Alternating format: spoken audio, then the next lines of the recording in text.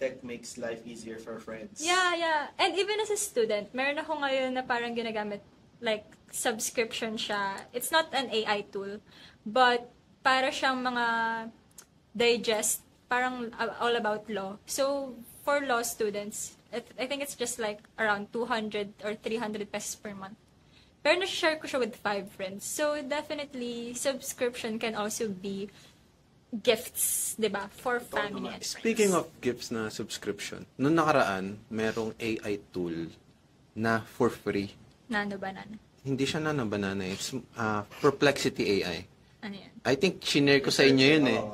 Ngayon, yung AI na yun is more of, parang ChatGPT pero on research siya. More of research based. And, libre siya. Niregalo ko rin sa friend ko. Sabi ko, bro, may libreng AI, register ka. Lahat ng mga malalapit sa akin, pinag-register ko.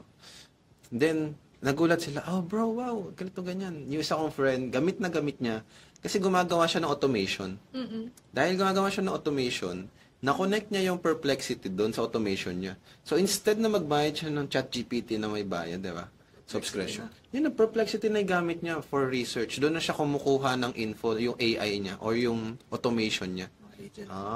Yung mga agent niya. Galing nga eh. So, doon lang nakita mo na nakakapagregalo ka kahit mga subscription-based model.